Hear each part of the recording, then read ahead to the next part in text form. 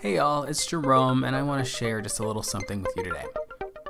Within the context of every episode, there is a lot going on.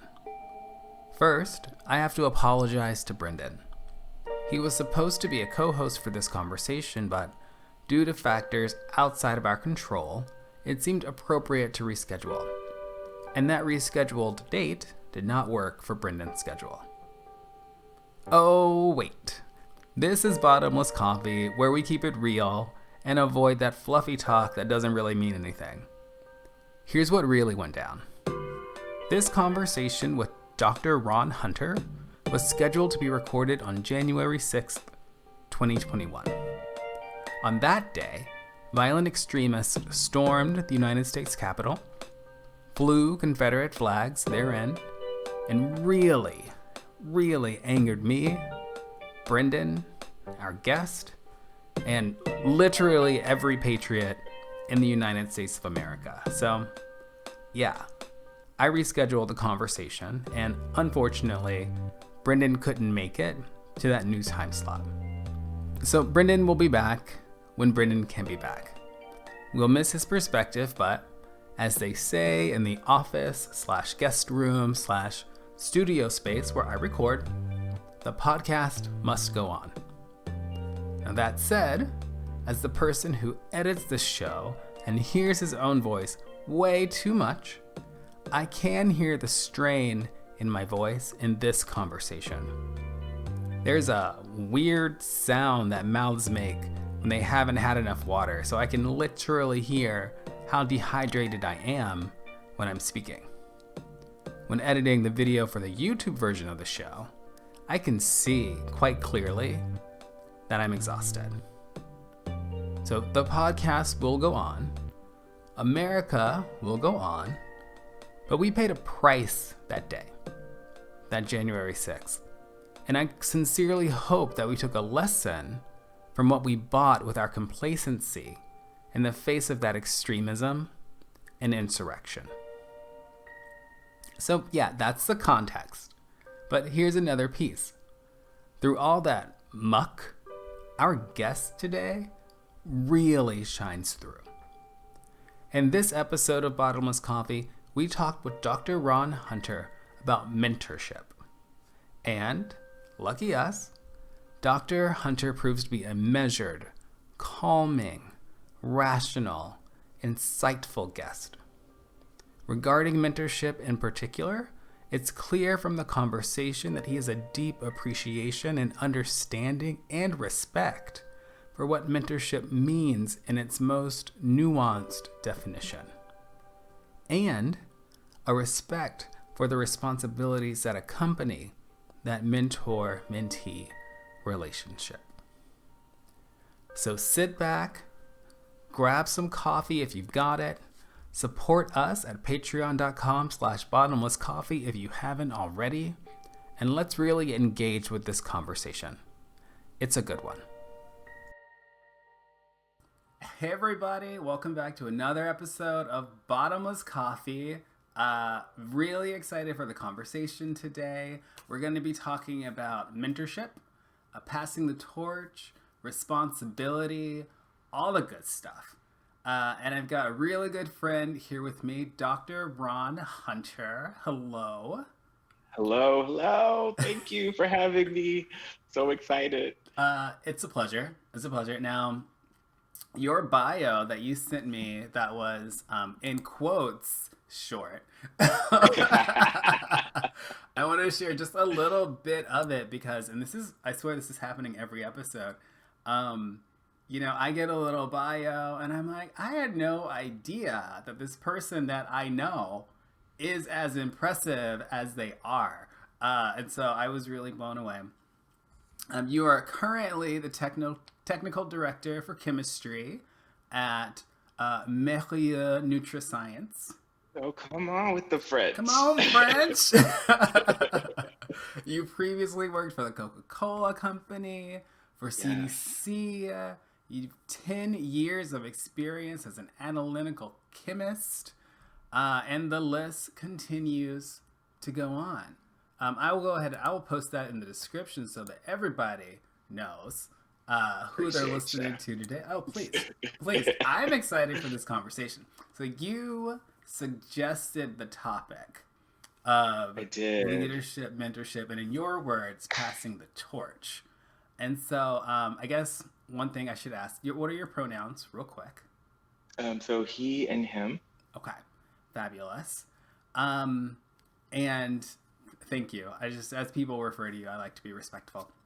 No worries. Yeah. So, what does this topic mean to you? Why did you suggest it when you were thinking about leadership, mentorship, and passing the torch? What are you thinking about so that we're all kind of on the same page? So I think what prompted this conversation overall in my friend circles was I watch CBS. I love Gayle King every Okay. morning. That's my girl. And they posted Dr. Fauci was turning 80 on Christmas Eve, I believe. Okay. And then they said Maxine Waters was 80-ish. And then Nancy Pelosi is 80. And I said, hold on now. Where are the 60-year-olds?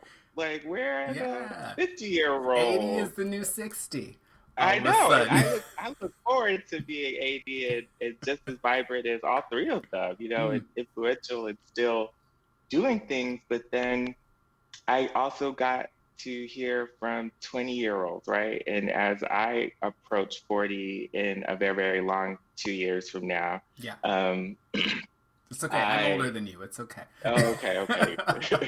I'm good, but I just know they were frustrated.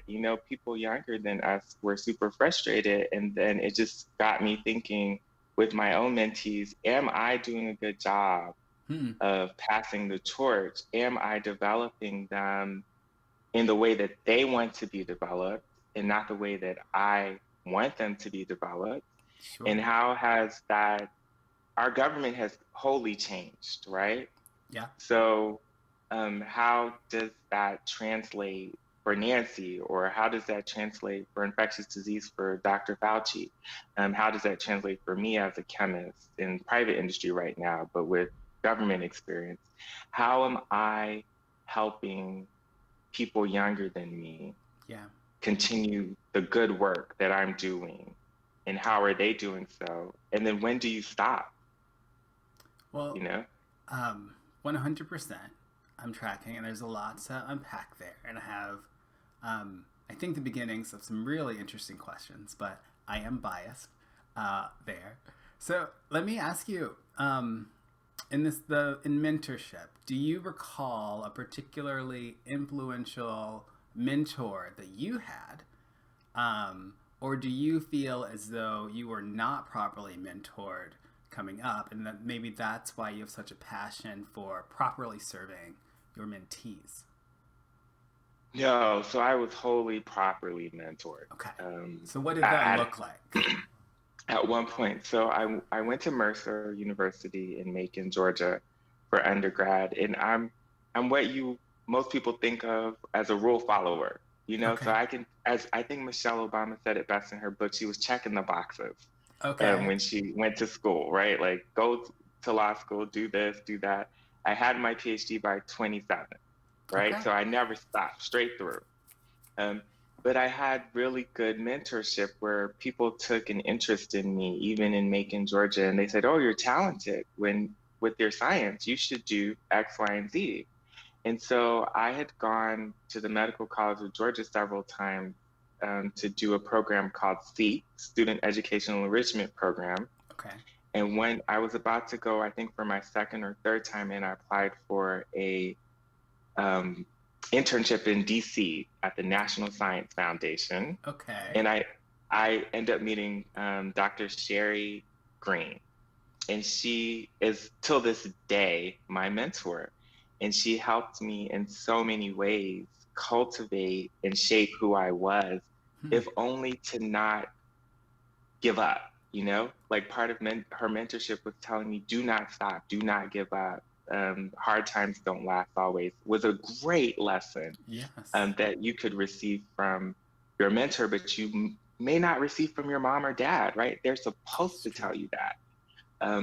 So I had great mentorship from her. And when you have great mentorship, you usually want to be a great mentor because Mm. of the impact she's had in my life. I would like to have that level of impact in someone else's life. I think that's really, you really hit on something that I'm feeling in me. It's almost like the mentor you choose or the family you choose. Yeah, Certainly in the LGBTQ community, the family you choose is well known. But for those who don't know, every now and then you might meet someone who doesn't have a strong relationship with their family, or for yeah, whatever reason, they have to kind of create that support network for themselves that a lot of people take for granted. And so, as Ron referenced, um, sometimes in some families, your father or your mother or an older brother or someone can really serve the role as a mentor. But then I think sometimes when you have a doctorate at 27 in chemistry, you really need someone specialized to help you along your journey. But what's one thing I heard, I think, is that your mentor, at least initially, was it or was she more personal, more of a personal mentor than a professional mentor, or did it kind of blur that line?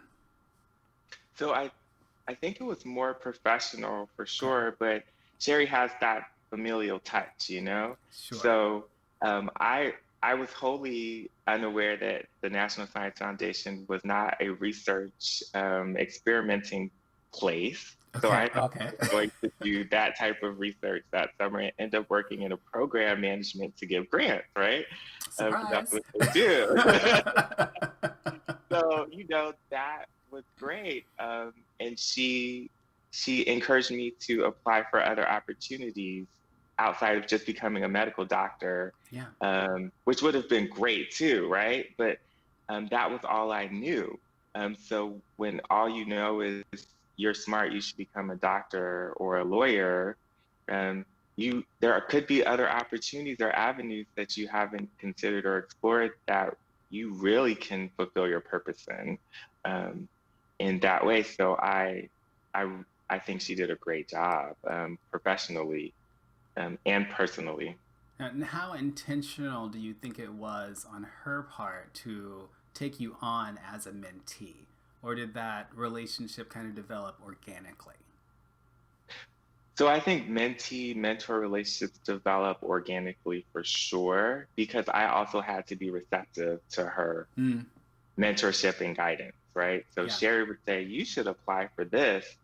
And I would just immediately apply. I wouldn't even consider twice. I said, Sherry said I should apply. I should Okay. apply.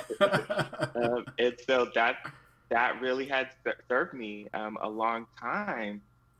And then at some point, and I say this about parental and children relationships, at least in my with my both of my parents, you become less of a you should do this relationship and more of a I'm coming to you for advice relationship. Mm. And so that's really what ended up happening with Sherry as well. Like we grew up together. I even call her my second mom sometimes Oh, wow. because she would say, you should do this. And I would just do it. And then at some point, I would say, hey, I'm thinking about going here or doing this. What is your opinion on this? Yeah. And then you have more of that relationship. And then you've really made it when your mentor says, what are your thoughts about my career stuff? And then you can mutually support each other. And so, That's wonderful. And that kind of leads into my thought on whether or not you can be like a mentee and a mentor at the same time with the same person. It sounds like you can. But you yeah. also have some mentees on your own. And so I kind of want to take some of how your relationship began with your mentor and see if it was a similar story with your mentees or a little bit different. So you have multiple. Can you, just Yeah. off the top of your head, do you have like three or four, or is it like 12 to 16? How many? I think it depends on the level of need that each Okay. student or mentee needs, right? So I have friends I consider colleagues who are laterally the same, but they come to me for certain industry things, and I'll go to them for certain, Oh, certainly. tactical negotiating things and that kind of thing. So we lean on each other in certain ways. And then I have who I call my kids, The kids is who I think are who I'm thinking yeah, about. Yeah.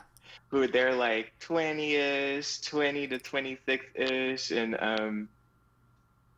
times have changed, right? So I Mm-hmm. don't know if they know this, but I'm researching all the time for them, to make sure that I'm giving good advice now, right? Because Uh, maybe getting a PhD and going straight through isn't the lane right now. Um, wow. and so I want to make sure I'm not giving poor advice because they're relying on that, right? And they respect it. So I have a few, and they're so wonderful. And the relationship started out similarly, where you seek mentorship Mm-hmm. and you say, "Hey, can you be my mentor, or can I talk to you?" And then I just keep it going. We keep passing the ball back and forth. And then in other times, I'll be at a conference giving a talk, and I'll say, "Hey, here's my contact information. Oh, okay. If any of you want to call me or email me, feel free to do so." Um, and and on a rare occasions, you just see something so special in a student that they can't see in themselves, Hmm. and you just want to help. You just want to help.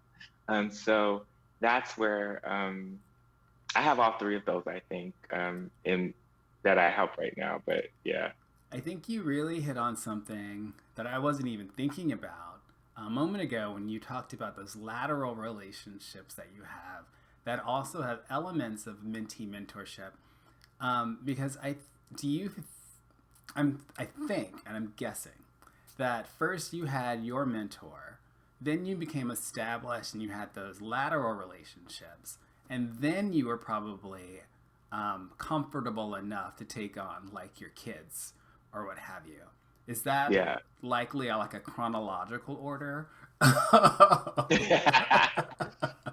I think you always have the lateral ones, whether you know it or not, right? Well, I don't think So everyone does, is the you're thing. right. And that's one thing You're I right. wanted to get at. There are people who do not rely on their friend group or their chosen family for anything other than like generic small talk or brunch or what have you. And, we've been friends for a long time. And so, I had a large group of friends down in Hmm. Atlanta, and we were not talking about anything other than social networking rather True. than professional networking. And so I wouldn't say that I had the same level or the same quality of mentor menteeship relationship back then as I know that I have now, and certainly not to the level that you have now with your mentees. So, got to put that out there. I think it's True. important. True. I think it's important. Now, relating to your kids and the work that you are doing for them, first of all, you deserve some snaps.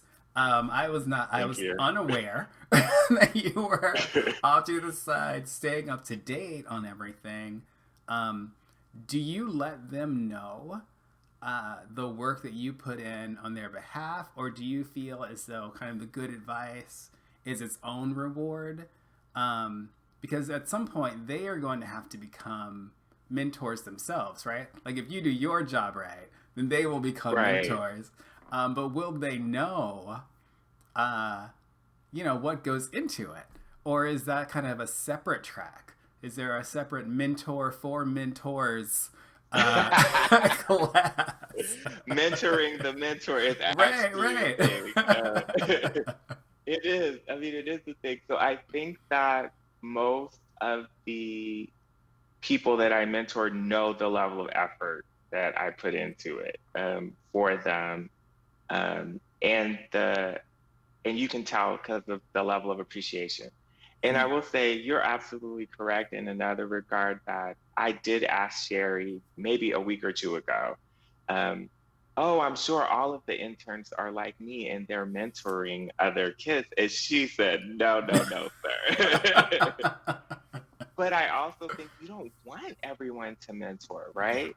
So, like, everyone has their lane. If it's not your lane, to help everyone. And I can keep in contact with so many people. And I think it's part of my military upbringing and being that kid that moved around a lot. So it's not a thing. It doesn't feel like effort to do all of that and to keep up with people. Whereas I have friends and colleagues who it is so hard to get on a phone call with someone and catch up because they're just not there, you know? And so how does that translate now, particularly during a pandemic?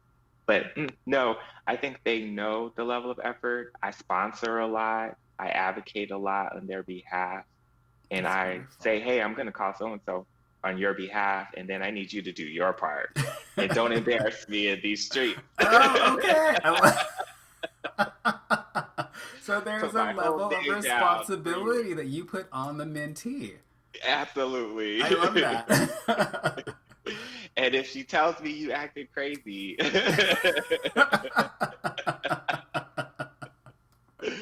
So I want to hit on another point that's related before we take a coffee break. Okay. Because I can feel myself getting parched, but I don't want to lose this train of thought. You know, you mentioned that not everyone can be a mentee or should be a mentee. And at the same time, the world is a little askew right now, is the polite way that I will put it, I think. You know, your mentor, who was so influential, really prepared you well, it sounds like. Did you have any like attempted mentors or mentors that tried to mentor you and taught you like the wrong thing? Or like, have you ever had to break up with a mentor or a mentee because the relationship or the vibe wasn't right? And if not, that's okay. No, yeah, certainly. So even now, I love having a mentor, right? I always think there is someone um, higher than you that can teach you something, or even not in my workplace, you know, like an everyday person could actually serve as a great mentor for me to bounce ideas off of. But I've had a few bad mentor relationships where organizations will put two people together.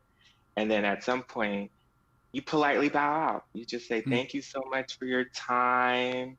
This was great. I like setting time frames when I introduce mentees to mentors, and for myself in particular.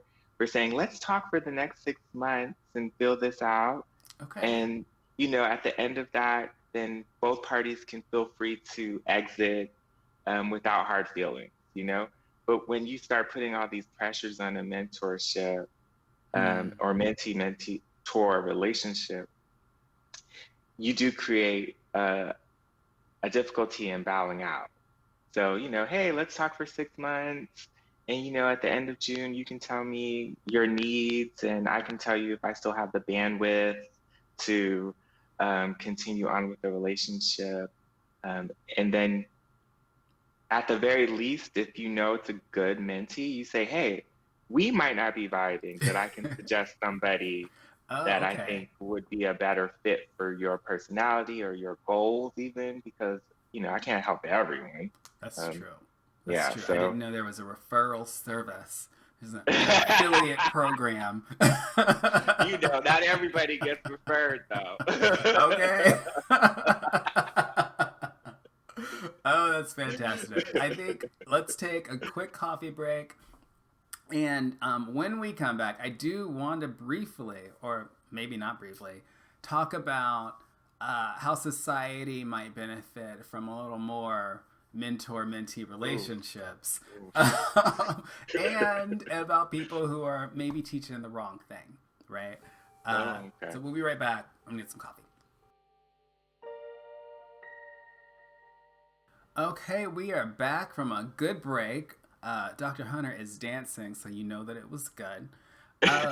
So, Ron, when we were talking, you kind of shared the story of your sister, who I don't even want to say that it's a non-traditional path. It might even be the more traditional path. Right. But if you could just share a little bit about with the audience, what you told me, I think everyone would really appreciate it.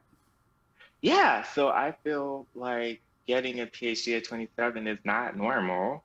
I would While agree, applauded, just for the record. while applauded by society, I think it's more realistic for someone to hear about someone like my sister, who is also in a PhD program currently, but who was a teacher before she decided to get a PhD, who did not have a science major, who considered med school. And then I hate to say all of a sudden, but her trajectory changed and she pivoted and she decided to study biology and then apply for a PhD program in cancer biology.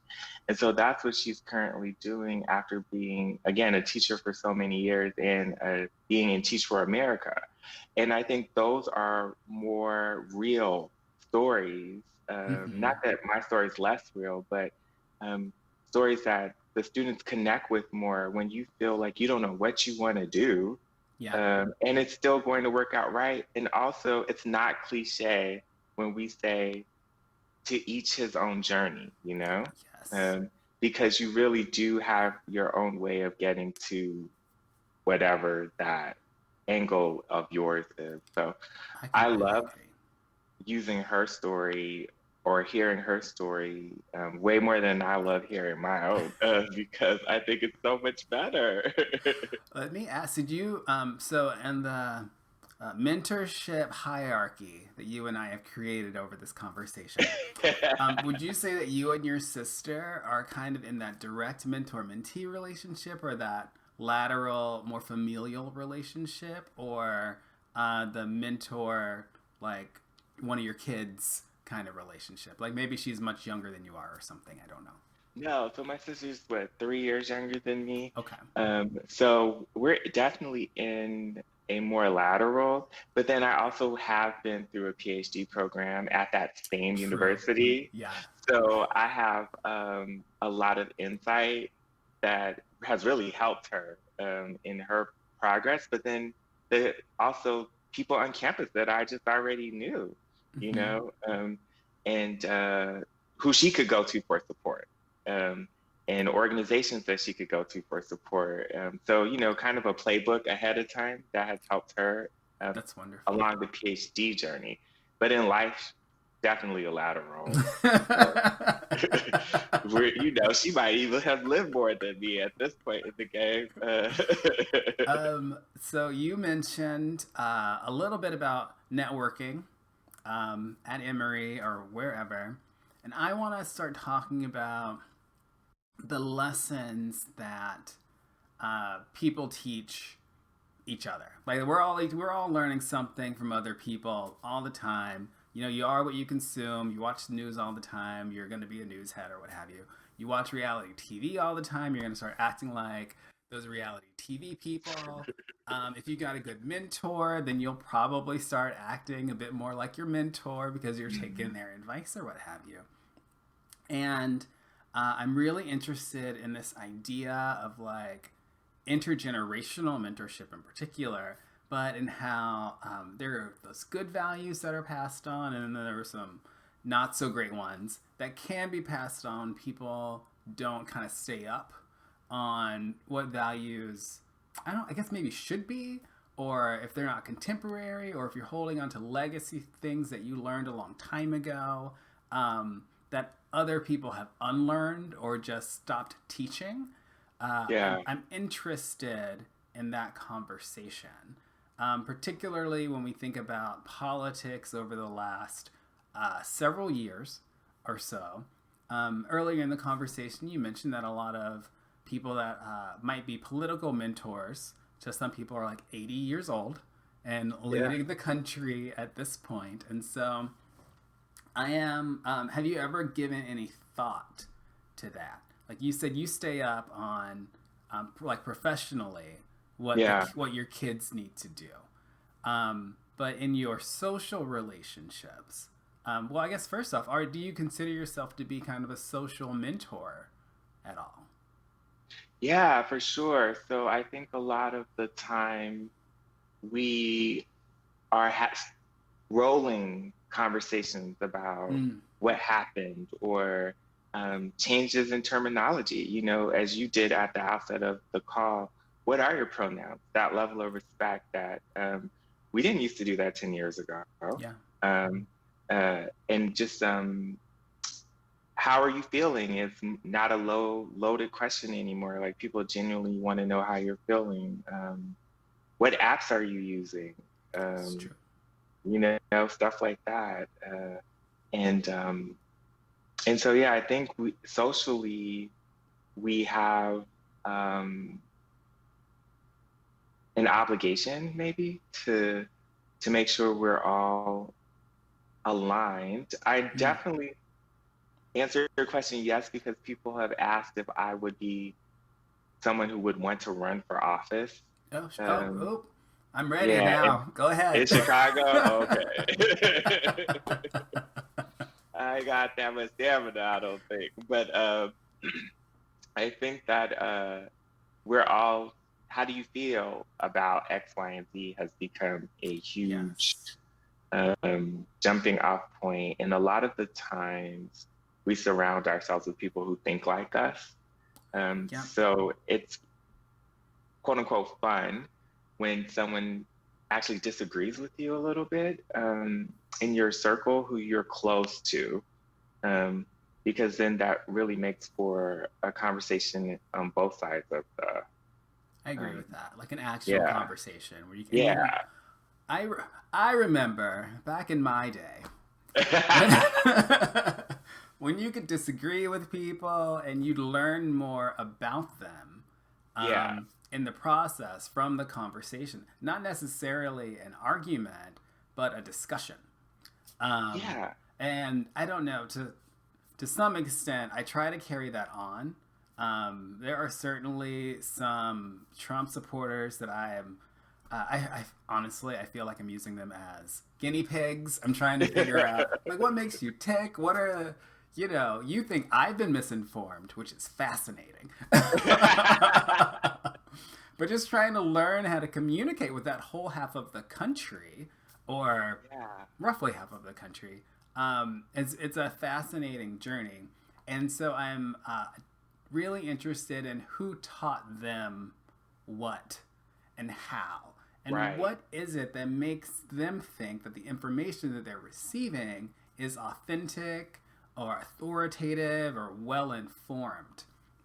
And so when it comes to that mentorship relationship, that's a it's almost a fiduciary relationship. Like you really Yeah, need to be you are a trustworthy person, an ethical person. You have to act with integrity if you are a good mentor.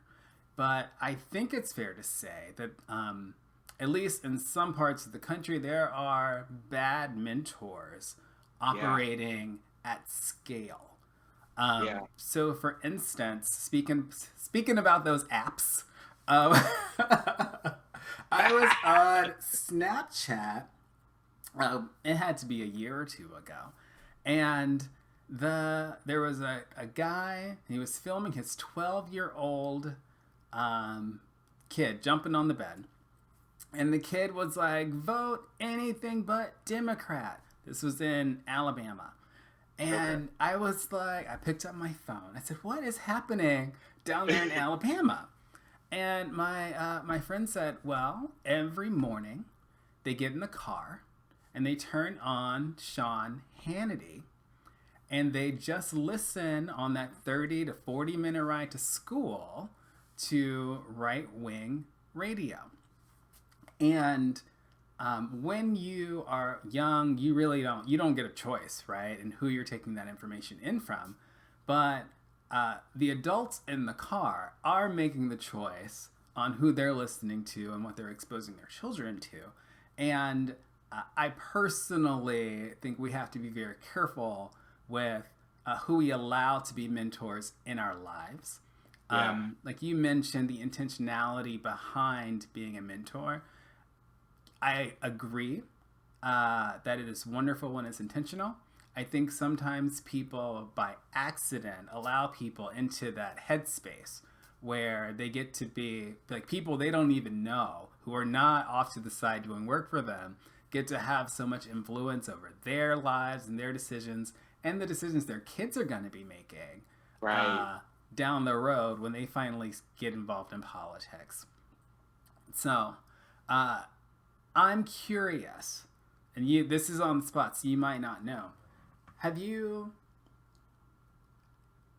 have you ever had a mentor, like an accidental mentor, for instance? Oh, you have. Can you tell me just a little bit about that, and how did you unlearn the lessons that you got from them, or A bad mentor, you mean? yeah, a bad mentor, or an inadvertent mentor that you shouldn't have had? Yes, absolutely. So I think that tends to happen in the workplace quite often, Yeah. and primarily because people confuse ambition with opportunism, Mm. um, and you're used as a stepping stone or manipulated in the process, and that's not called mentorship. Yeah. That's called something else. Yeah. Um, and so I can remember vividly times where people have been like, "Oh, you're so great. Help me do this, and I'll help you." And Yeah. it's really a sponsorship thing, and then they're coaching you, but not for your benefit, for their own benefit. Yeah. So they're wrangling in supporters for whatever cause they're later to propose, or they're positioning you to be a scapegoat, Mm. for their promotion, Mm. or they recognize something in you that intimidates them, so they're trying to remove you, from the space. So the hold your enemies closer.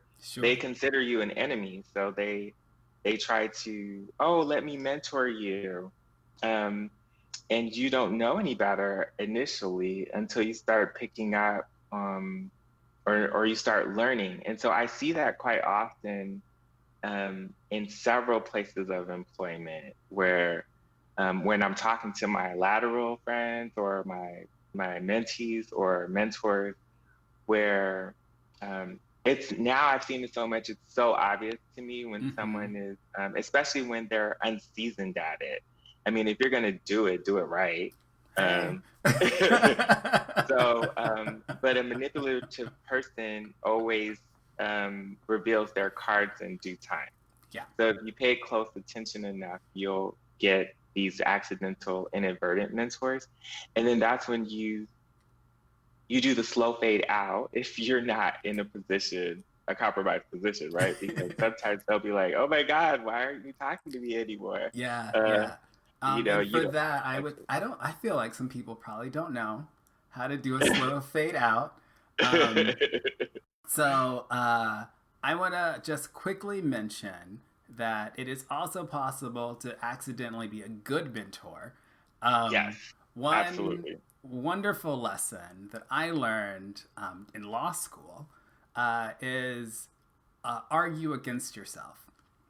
So you've got something, you are dead set on it being the right action. Take a second and put yourself in someone else's shoes and argue against that, and see if your rationale still holds up after you've considered some additional perspectives. So that is just a Yeah. free tip. Dean Coonan, I think, from the University of Georgia School of Law. Nice job. But regarding fading out, because I mean, I think we're both very good at this. Yeah. You know, the easy one, the popular one is like ghosting at a party, right? Leaving without saying goodbye. You can not respond to every single email or wait a long period of time before Right. responding back. You don't have to respond to every text, or you can respond with like single syllable responses. Yep. Nope. You're like, no, thank you. Yeah, I'll have to get back to you on that one. If you were invited to things, you can say no. You can have a prior commitment. You can also just swing by for a few minutes while you're on your way somewhere else. That is a Yeah. way to get out of a bad commitment. You've got options, and I think you can DM or email me at any time for ideas on how to get out of an Same. engagement. But I Same. also want to make sure that we get Dr. Hunter's information shared. What is the best way, Ron, for people to connect with you? What do you call it? Instagram, LinkedIn, I think social? LinkedIn is probably one of my best ways right now. I'm pretty active on there. Okay. Um, I have a Twitter account and an Instagram account too, but I don't really use them as often. Certainly. Not to say that I couldn't start, but I think given the quality of your conversation here today, it's LinkedIn. It's LinkedIn yeah, Premium. LinkedIn first. Yeah, it is LinkedIn Premium. So we'll roll through. If you happen to know your LinkedIn URL, you can share it now. If not, Yeah, I'll edit in the it's audio. Ron Hunter, PhD. Ron Hunter PhD. All one word. Is it the clap emoji between the PhD? Not at all. Not at all. Okay. Thank you so much. This was a wonderful conversation. Yeah, I I think learned it a was lot, good. which is fantastic. I did too. I'm going to use that "Are you against yourself" immediately, I Oh, think. good. Yeah, like we're trying to implement something currently, and I swear, you, your people are like gnawing their own arm, and it's actually really annoying. So like, are you against the organization or are you against yourself? Is really applicable to me right now. Okay. Um, because we're trying to do so much good, and I don't understand the um, level of confusion that we're experiencing. That's me putting it mildly. That could also be a good takeaway. I don't understand the level of confusion that we're experiencing. It's Yeah, a I don't solid, understand. a Why solid are you so quote. confused?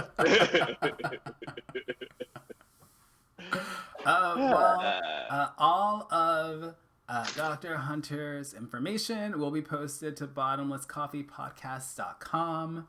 We're also on Insta at Bottomless Coffee Podcast. And you can email me or DM me or what have you, and I will put you in touch if you think you might be a good mentee.